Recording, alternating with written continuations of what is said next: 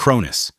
The dawn of time saw Gaia, Mother Earth, and Uranus, Father Sky, birth the 12 Titans, the first generation of gods.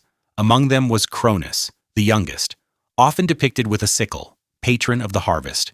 But Uranus also spawned monstrous children, the 100-handed Hecatoncheires and one-eyed Cyclopes.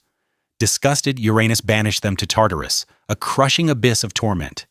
This act of paternal cruelty would mirror Cronus's own fate. Infuriated, Gaia forged a formidable stone sickle and rallied her titans to overthrow Uranus. Only Cronus was brave enough. He ambushed and castrated his father, casting his remains and the sickle into the ocean, which supposedly formed Corfu. This very act of usurpation would, in time, be turned against him. With Uranus dethroned, Cronus seized power. He and his sister Rhea became king and queen of the world. Their reign, the Golden Age, was peaceful, free from laws or labor. However, a chilling prophecy from Gaia and Uranus warned Cronus. He too would be overthrown by his own son. Paranoia consumed him. Despite creating them with Rhea, he monstrously devoured each of his 5 children at birth. He believed he had defied destiny, yet one would survive. Zeus, the thunder god and the king of gods, was raised in secret. Rhea, heartbroken and seeking vengeance for Cronus's horrific acts, secretly gave birth to Zeus, her 6th child. When Zeus matured, armed with an emetic potion from Gaia, he confronted his father. The potion forced Cronus to regurgitate his siblings, first the stone, then his brothers Poseidon and Hades, and his sisters Hera, Hestia, and Demeter. Trapped within Cronus, they were now free, poised to reclaim their rightful place. Zeus then freed the powerful Hecatoncheires and the skilled Cyclopes from Tartarus.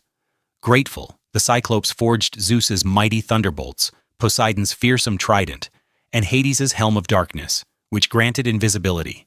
A colossal conflict, the Titanomachy, erupted between Zeus's allies and Cronus's titans. Fighting from Mount Olympus, Zeus and his siblings became the Olympians. The Olympians triumphed, casting many defeated titans into Tartarus. Zeus, now undisputed king, married his sister Hera. While they fathered Ares and Hephaestus, Zeus's legendary promiscuity led to countless affairs with other goddesses, producing other powerful deities, including Athena, Hermes, Dionysus, Apollo, and Artemis. Hera, goddess of marriage, women, and family, reigned as queen of the gods, wife and sister to Zeus.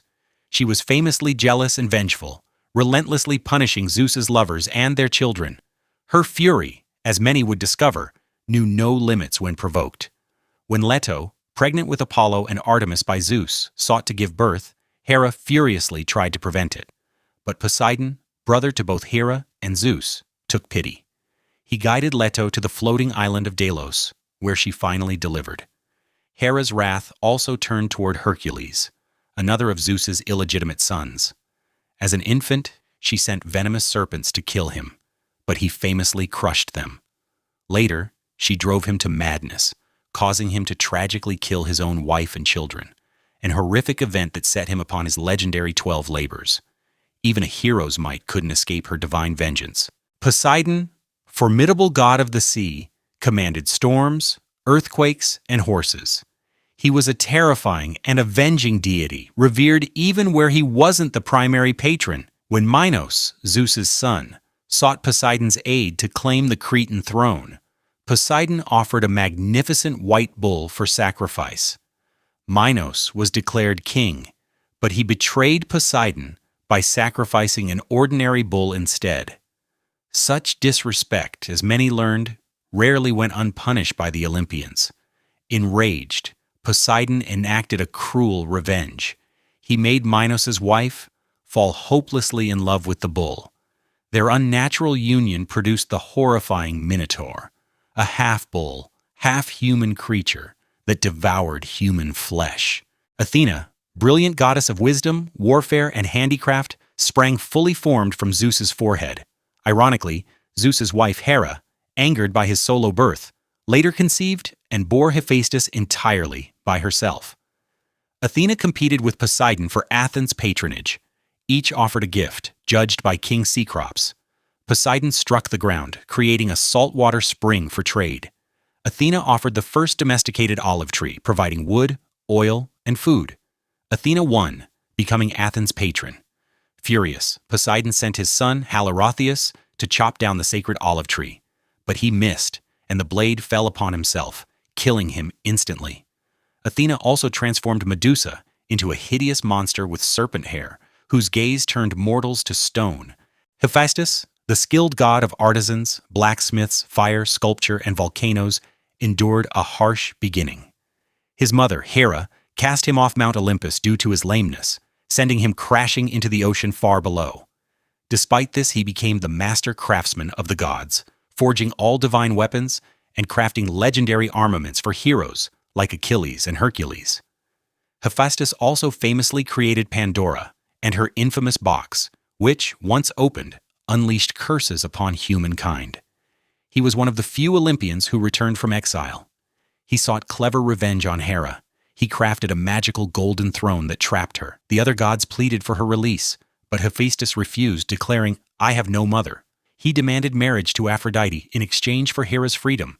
His mother, desperate, conceded. Thus, Hephaestus, the scorned and discarded son, secured his place and a unique form of triumph. Aphrodite, the resplendent goddess of love, lust, beauty, pleasure, and passion, had an unusual birth. She emerged from Uranus's genitals after they fell into the ocean following Cronus's castration. She rewarded those who honored her but was equally swift and often brutally severe in punishing those who disrespected her. Her beauty captivated, but her power commanded respect. Despite her marriage to Hephaestus, Aphrodite engaged in a passionate affair with Ares, the god of war. Hephaestus discovered them and ensnared them in an unbreakable net, dragging them to Olympus to shame them. The gods laughed, and only Poseidon's intervention led to their release. Ares, the fiery god of war and courage, embodied physical valor, but also sheer brutality and bloodlust. Unlike his sister Athena, who represented military strategy, Ares played a limited role in major myths, though his numerous passionate love affairs and offspring were often noted. He was the visceral chaos of battle, a necessary force, yet often regarded with disdain by his fellow Olympians. Apollo spanned vast domains: archery, music, dance, truth, prophecy, healing, diseases, the sun, light, poetry, and more. He was born from Zeus and Leto. Hera failed to prevent his birth. Considered the most beautiful god, Apollo was patron of Delphi and its famed Delphi oracle, constantly consulted for guidance. He was seen as a god who helped and warded off evil, associated with medicine, delivering from epidemics, yet also bringing plagues with his arrows. He was a significant pastoral deity, protecting herdsmen and shepherds. A true Renaissance god of the ancient world. Artemis, fierce goddess of the hunt, wilderness, and chastity, was Apollo's twin sister and one of 3 major virgin goddesses. She fiercely guarded her virginity. When a hunter dared witness her bathing naked, the enraged goddess transformed him into a deer, whereupon he was tragically devoured by his own dogs. Artemis was among the most widely revered Greek deities. Her wild independence and swift judgment made her a force to be reckoned with in the heavens and on earth. Dionysus, the vibrant god of wine, parties, and theater, was another of Zeus's illegitimate children. His worship involved exuberant festivals with communal drinking and lively revelry. His domain was joy and ecstasy, often leading to a wild abandonment of inhibitions. Hermes served as the swift messenger god and patron of thieves, travelers, and merchants. Gifted with winged sandals, he moved quickly between mortal and divine worlds. He also guided souls into the afterlife as a psychopomp. As yet another of Zeus's illegitimate sons, he was known as the divine trickster for his clever pranks and frequent pilfering. Hermes always carried his golden rod of authority and wore a winged helmet. He famously rescued Dionysus on many occasions. Always on the move, Hermes was the indispensable link between realms, a master of cunning and communication.